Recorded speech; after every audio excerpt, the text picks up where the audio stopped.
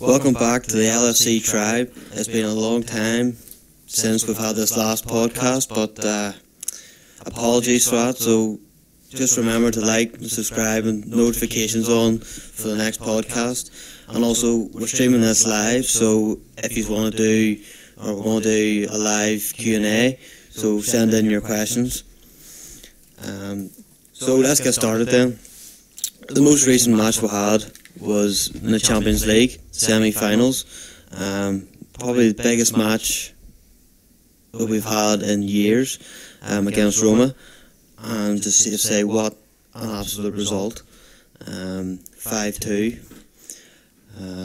Another 2 goals were a wee bit of a letdown, but to score 5 goals in the semi-final, absolutely incredible. The atmosphere at Anfield, it was one of those famous nights as well.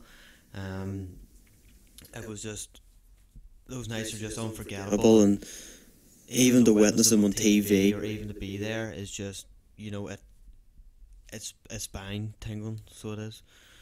I'm going to go into the player performance in that match. Obviously my man of the match would have been Mohamed Salah. He was incredible from start to finish. You do notice when he leaves, when he leaves off the pitch, you know, when he gets subbed, there was a bit of a difference in the team, but that just shows how important he is to us. So James, who do you think your man of the match was? Well, there was 2. There was Mohamed Salah, obviously, and there was Bobby Firmino. Thought he was excellent. The wee app I use on my phone both give them 10 out of 10 match rating, which is normally something you would see compared to Messi and Ronaldo and the likes of them type of players. But I seen there also today that Salah has for the first time went favourite for the Ballon d'Or. Do you think there's been talk in previous weeks of him being linked, and sort of it was more of a joke than actual intent, like seriousness of it? But do you think now it's time to actually consider? Yeah, it is time to consider. I mean, for a player himself, that's an absolute, you know, it's wonderful to be mentioned with the likes of Ronaldo and Messi, but I think you have to, you know, come back to reality here and look at if he's being mentioned with the likes of Ronaldo and Messi and the Ballon d'Or, is the big clubs are going to come knocking.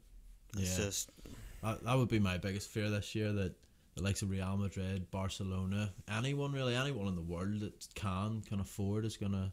But saying that, the price, like you seen what the transfer window went like last year. To me, if Salah goes, Salah's like, he's the equivalent of what Suarez was. Suarez was a world, close to a world transfer record. So to me, Salah's gonna break that if he goes. But let's not talk about where he goes or if he's going. Let's, like, that match on Tuesday night was, for first 20 minutes I thought we were average. We were sort of just sussing out Roma, whether they were good or what formation they were playing, and I think both teams were quite edgy. But first 20 minutes I thought Kolarov and Dzeko and Nainggolan looked really, really good.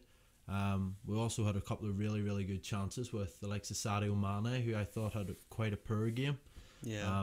But then it was playing into the hands of this keeper. Alisson looks unreal in the first 20 minutes, but then after the first 20-25 minutes, whenever the first goal went in, the floodgates opened, and it wasn't even just goals, it was everything. The team were just playing completely out of their skin. Like, Salah scored his first goal in the 35th minute, so it did take a decent while to get into it. Yeah, definitely. But that goal at just before half time, 45th minute, 2 goals, like, it makes such a big difference. Obviously they go in a wee bit more panicky, 2-0 down the first half of the first leg of a semi-final of the Champions League, but it didn't take us long. 10 minutes in the second half, Mane boomed another Salah assist, and then Salah actually assisted Firmino again on the 61st minute, so another 5 minutes. So again, it was 2 goals in real quick so that, and then Firmino 7 minutes later again. So it's like wee bursts Liverpool go in, so it is. But as how good Tuesday night was, It was shadowed over with the Ox's injury. I hear reports that it's not a cruciate injury. I think it's ligaments in the knee, but hopefully it's not as bad as what they feared. He is going to be out for the World Cup, which that's sad for him, like, because every player wants to play in the World Cup, do their best, and every player has their own goals. And we will miss him because lately he's been incredible for us. He has been. He's been really, really good. So he has lately. That goal against, going back, I know what you said there, we haven't done a pod in ages, but going back to that Man City tie, his goal was unreal in that one. It's incredible. This is proper screamer, so it was. But going forward, 5-0 would have been amazing, but typical Liverpool, it's 5-2, so everyone seems to be a bit panicky. But then again, if you would have won 3-0, it would have been Liverpool are still massive favourites to go through. So it's just, would you have taken 5-0? Obviously. Would you have taken 3-0 before kick-off? Without a doubt. So 5-2, Liverpool are going to score over there. Yeah, you wouldn't rule out Liverpool not scoring over there. You see, you look back in the City game, you know, it was 3-0 and then we went to them, they scored in the first seconds.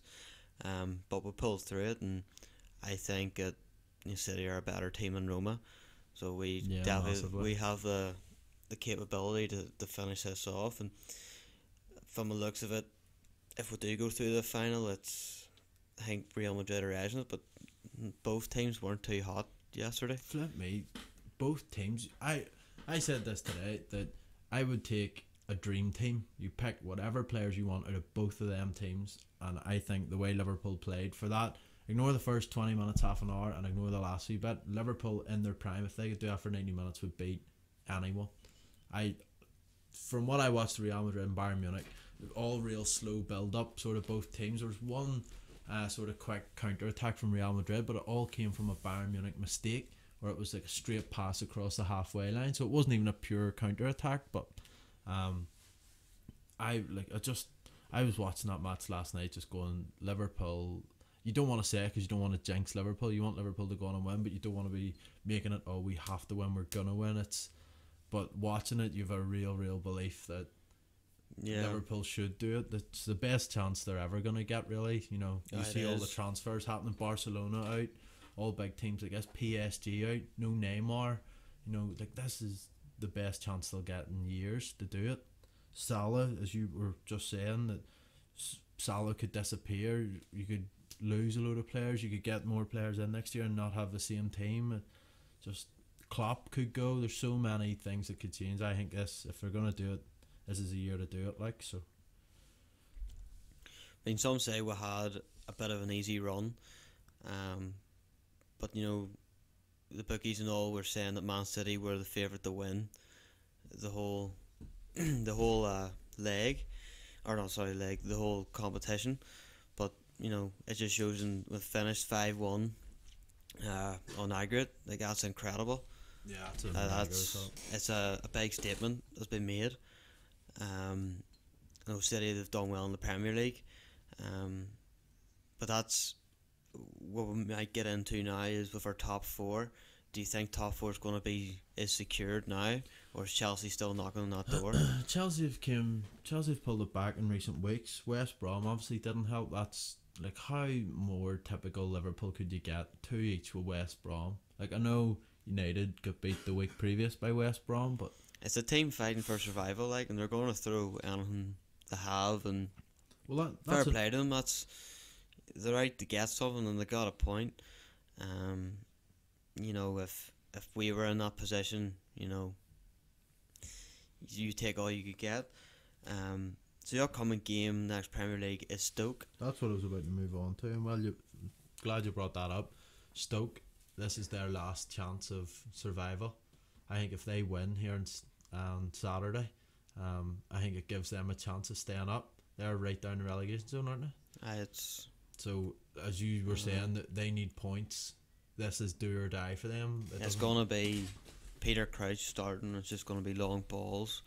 But I was going to put in a point of Van Dijk's influence since he's joined. Since we haven't done a podcast in ages, we really haven't had the chance to evaluate how he's done and all the influence he's had. My perspective, I think he's been absolutely a bargain at 75 million, I know, because he's been unreal. for that one player has transformed three other players. I know Lovren made that mistake in the Roma game, but I thought the whole game he was brilliant. He was making tackles, winning headers, blocks. You know, I think Lovren's a completely different player, and every player does have their mistakes. Lovren's just a mistake waiting to happen, sadly, but I prefer Lovren over Matip. Do we go out and buy another centre back in the summer? We nearly still need one, don't we? You would wonder there if you got a really, really good centre back, like obviously not on Van Dijk's level, but someone just better than Dejan Lovren and Matip, what Van Dijk would do to him. You know, like we're talking about that, and some people may think we're nuts, but that he genuinely is bringing the players up around him. Like, you look at that whole defence. Robertson looks like one of the best players in the world. Karius was good until Tuesday. I thought he had a poor game. He made a very good save. Well, he should have done better. He made it look a good save. And the Kollarov's pile driver of a shot. Yeah, he really made a mess of that. That could have ended up in the net, like, and that would have been a completely different game. That would have been 1-0 Roma, away goal. That would have been like the importance of that save is like vital now. We're sort of chatting about it now, but like that could have been the start of flipping Roma 4 or 5-0. Like it really, really could have when you're talking Liverpool. Yeah. Although I've seen there in Roma, they've actually got some injury concerns. Right. Centre mids, Strootman, the Dutch midfielder. Yep. And Perotti, who scored the penalty. I think they have a match tonight. Is it Chirova they're playing? And them two aren't on the squad or in the starting 11, and they're actually facing a test to try and be fit for the game. So fingers crossed they're injured. Well, you brought that up because I didn't even know Roma had a game. I'll check that out then while we're streaming. So I see how they're doing. Keep a bit of track on them, but yeah. In terms of the actual stream, we haven't been streaming or podcasting in a while, so as you can tell, we've new screen and we're doing this live on YouTube. So we think we've got a good response from our transfer deadline day live stream, so we're thinking maybe that might be the best way for you guys to listen. So if that's the case, make sure you let us know and we'll keep doing it. Plus we get a wee bit of interaction off using the live chat. You can comment and we'll answer your questions. So you can see up there in the top left there's a live sub counter, so as you hit subscribe that'll go up. So if you want to see the number move, make sure you hit subscribe. So going back to the Champions League, what do you think? Win over there in Roma or what? What do you think? What's your prediction? I think go all out and get that goal. Away goal, I think, seals it. I think at the start it's going to be weather and the storm. They're going to come out. They've nothing to lose. I think, we were defensive, like, as a solid unit against City at the Etihad, and it paid off. The first half was shocking at the Etihad, but second half we came out and it was like a different team. Yeah. So a better defensive performance would be good. For probably the first 10-15 minutes, and then even that we seen there at Anfield, that the long balls was working for us like a treat, and we never really played long balls.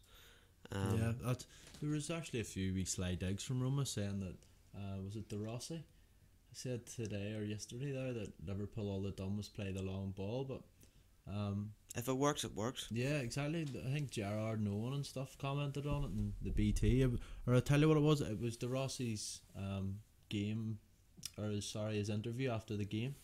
He was taken off during the game, wasn't he? Yeah, he mentioned something about Liverpool playing long balls, and Owen and Gerard and Ferdinand had something to say about it on BT Sport.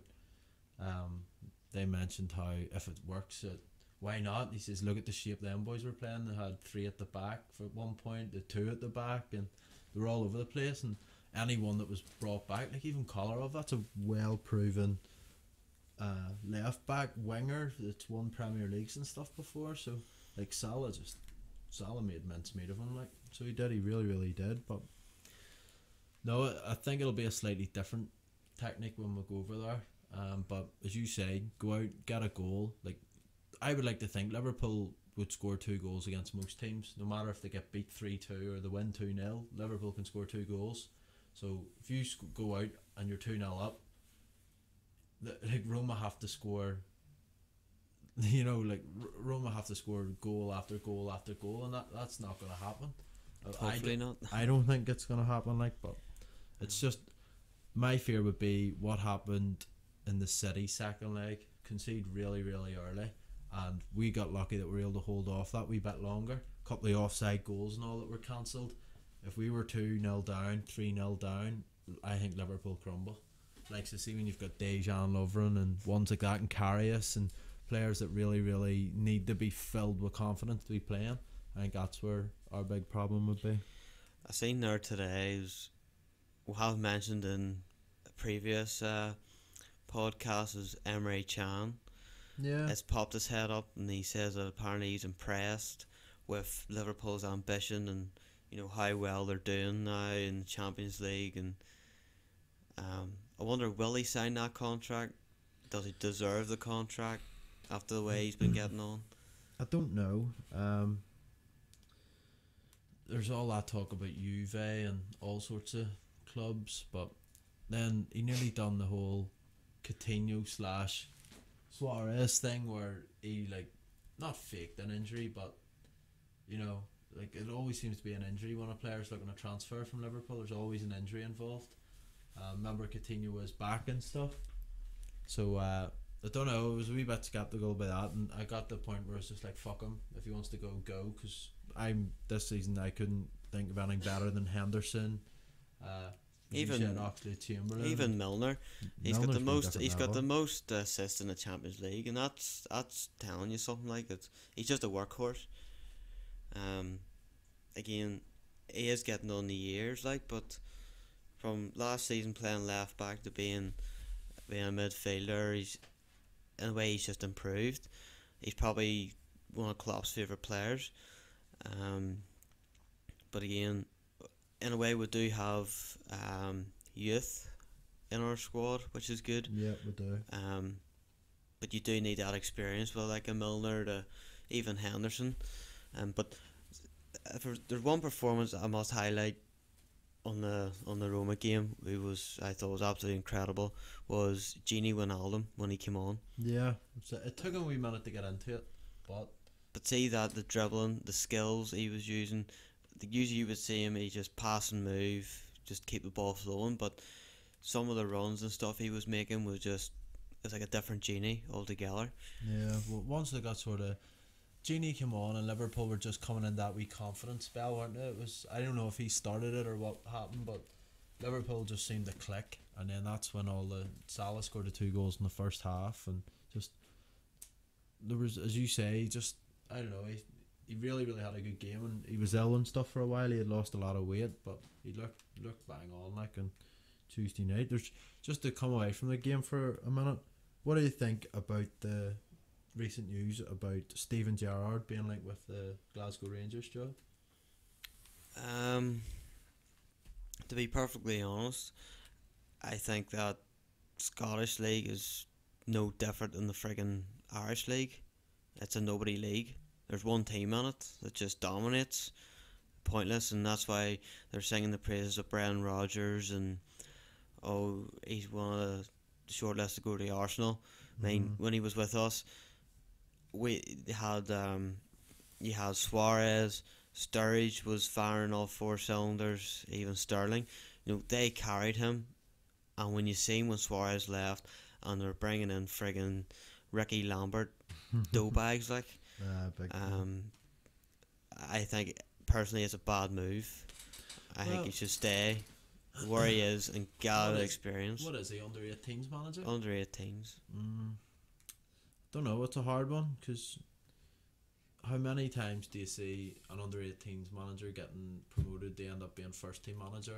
And even if it does happen in other clubs, what it doesn't happen in Premier League clubs. And two, if it does happen, it takes years and years and years. And I don't think Gerrard would want to wait years and years. Yes, Klopp is irreplaceable at the minute, but I think it's inevitable that Gerrard will take it at some point. But I think if he's gonna take it, he needs to be proven somewhere else. He's proven at Liverpool as a player, and no one would ever doubt that. But as a manager, I think he really. I can understand the whole youth thing, and I think he's right. But I think there's gonna have to be a stage where he goes somewhere else. But yes, what you're saying about Rangers, it's one-sided. But what happens there within 5 years if Gerrard has won a league with Rangers and beat this Celtic domination in Scotland? Like then there's cries for, if maybe by chance that Klopp isn't doing well or we still haven't won a Premier League, then there's cries for he turned over. Yes, Rangers have won that league loads and loads and loads of times, but the way Rangers are at the minute, it's not happening anytime soon. Like, so if he goes and does that in the next 2 or 3 years, then there's cries for Liverpool fans, Gerrard, even if it's not proven or it's not going to happen, but there's still that talk. Like, if he wins a league for Liverpool under 18s, is that going to earn him the right to manage Liverpool? Do you think that's enough?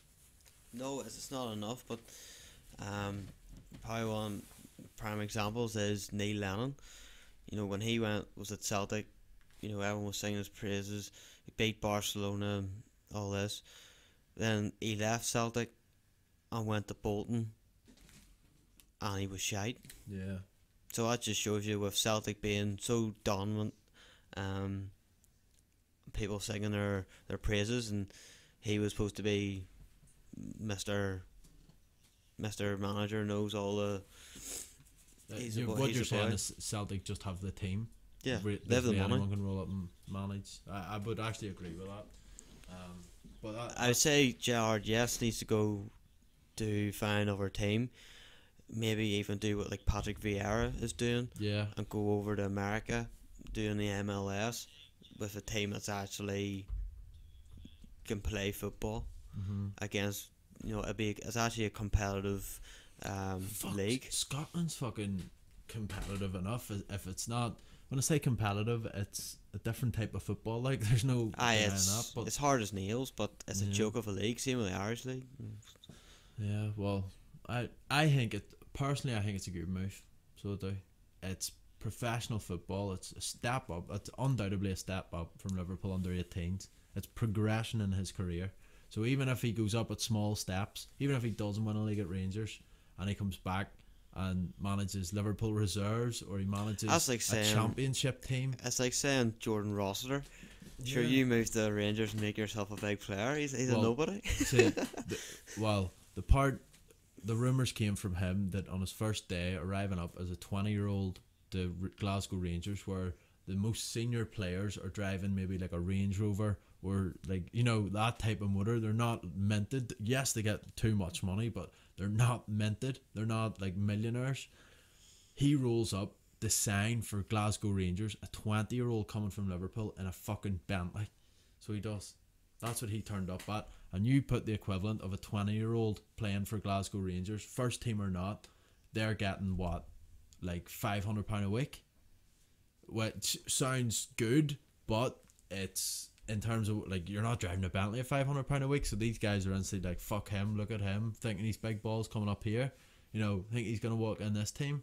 So he's always had that, I'm too good for up here, but I'm coming up anyway. You know, I'm coming up to show you how to do it. So as long as Gerrard doesn't develop that, but at the end of the day, as long as he retired from football, 2 or 3 years now, if even. Yeah. So, like, managers take years to get into management, and sure, Xabi Alonso's going to manage us one day, so we'll be alright. He took the plunge, you know, quite early, like, so he doesn't necessarily have to manage Liverpool when he's 50. Like, what age is he now? 40? He's still in the 30s. Is he? Well, like, he's fucking coming up on 40, so give him 10 years of management, he's 50. And if he fucking manages till he's 65, he's 15 years to manage at Liverpool, you know. So there's no immediate rush to. Plus, I don't like Gerrard's a fucking legend, one of the best legends the club will ever have. But The way I look, would you replace Gerrard right now for Klopp? There's not a fucking mission. no, what I would do is I would have Gerrard put under the wing of Klopp. Yeah, I would agree with that. Like That's maybe, what Ferguson should have done with Giggs. Maybe that's the downside of going the Rangers. You know, the ideal situation is a loan management. The Rangers do them for a couple of years and come back. He will do that, but if he goes to Rangers it's the and he missing does an out. absolute shite job, I know. it's people say, "Oh, I don't want him managing us." I know. He was a good player, and there's just some. The only another thing to throw in the mix is that he's got that. He seems to be very heavily involved in BT Sport, and he's like really putting his foot into this commentary. So, can a manager fully commit to managing a team if for fucking 2 nights a week he's away commenting on fucking matches, Liverpool matches, and like the last 2 Champions League matches he done both semi-finals for BT Sport. So you'll have to weigh all that up. At the minute, he can do that with the 18s. He can do that during I think they play their matches during the day, and then he can go and do all that. Which, fair enough, he'll probably get better money in Scotland, but I wouldn't say it would be a great deal more. But No, you wouldn't think it.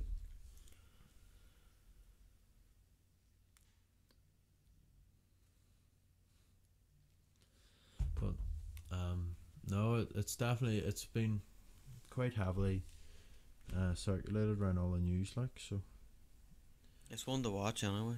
yeah, it is definitely. So here's a question for you: with all the lack of, or not the lack of, the amount of injuries we have, especially in midfield, what's your starting XI against Stoke? Fuck. I don't want Salah to play because I don't want him to get hurt, but I want them to break 50 goals. 50 goals is just like Ian Rush is what, 47? 47. Yeah. So you want Salah. Rush was out of my sort of era as a player. Like obviously everyone knows him. You've seen a lot of the goals and stuff, but in sort of my memory, I can't remember him playing and stuff. So I've got the Torres era, the Suarez, the Gerrard. I've all that. Whereas I think Salah has been better than that. I think Salah set a new level even from Suarez. So I do. It's just like I was sort of saying it a couple of times to myself during the season, and the more he's went, he's just. If Suarez went to Barcelona, we're fucked because Salah goes the same. Salah has to, the way he's playing. But I would play. Salah will play. There's no way Klopp will leave him out. He plays, I don't know, a half, 60 minutes. Mane, I would play for the reason that he was shit on Tuesday night, and to try and get him to remember how to play football again. Bobby, No, he'll not play. I was thinking that, but Bobby is the unsung hero of that team. That's the big call. Danny Ings. Class baller. Well, Liverpool can set aside £10 in the summer into their transfer budget because they're going to be getting a tenner for selling Danny Ings, because one, he's going, and two, that's all he's worth. He's absolutely fucking shit. I actually rate him. I No. like him. Salah came off, we were 5-0 up, we were 5-2 down with Danny Ings on. Danny Ings had 2 touches of the ball and just I don't know, there's like a I feel sorry for him getting injured type of thing. He has to play. Like when you're 5-0 up and the other team's putting a bit of pressure on, you put Solanke up front, hit the ball up. If you want to clear it, Van Dijk can send it 50 yards up the pitch. Solanke, big lad, hold the ball up. Then because you're sitting back, you get all the players up with you. Exactly what De Zeko was doing for the whole time we were pressurising them. It means you don't need to leave all 3 up. But I don't know. That's my only doubt with Klopp as well, is game management, is subs, is game management. Knowing when to just shut up shop, and go, I'm going to make this change to protect what we've got. We don't need any more. That's what they need to work on. But where do you even start with a team? Well, Karius will obviously start. Does Woodburn play? Players like that? Do you really go fucking we need to rest, or do you try and stick with? No, that's what I'm thinking. Like who was on? Let me check who was on the bench. We had a bench of Mignolet, Klein. Klein will play. Yeah, right back instead of Trent. Yep, that's one. Clavan. He's been iffy. Like he'll start like, but he's been dodgy. I tell you what, Clavan could fucking play against Roma. How? But, mate. Lovren had a brilliant game. I thought he was fantastic. My God, right? Bar that one mistake. Moreno instead of Robertson. Yeah, Moreno, but he's worse than Danny Ings. If it wasn't for Robertson, we would have been impressed. I was impressed with Moreno at the start of the season. He really he changed a lot of minds. So he did.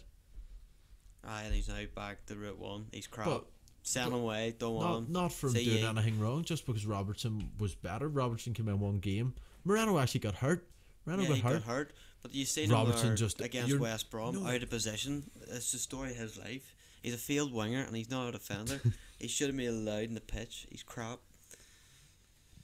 Does Solanke start then instead of Firmino? Is that what we're saying? Solanke will start. Mane, Salah. I don't think he'll start the two of them. Not against Stoke, because Stoke are a hard team. They'll go in for tackles. Mm-hmm. I think Ings will start ahead of Mane. He'll start Salah. Salah will get at least a half time. Woodburn's not hurt. Like, Woodburn wasn't in the squad. Hasn't played for a while. That's what I'm saying. Do you throw him in? What position? Somewhere in midfield. Oh, we're lacking midfield because what? That's what I mean. You've got Wijnaldum, Henderson, Milner. Lallana still hurt, is he? He's coming back. Chan's out. Gomez. Oh, he's another donkey. He's another one at fault for West Brom. When you look at the squad is quite thin for where we are in the Champions League. The games we have turned through this year, the squad is very thin when you take the injuries we've got.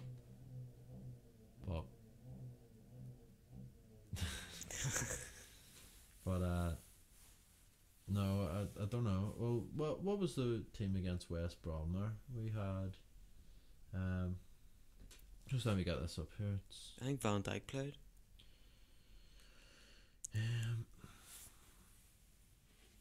Line up. So Danny Ings started up front.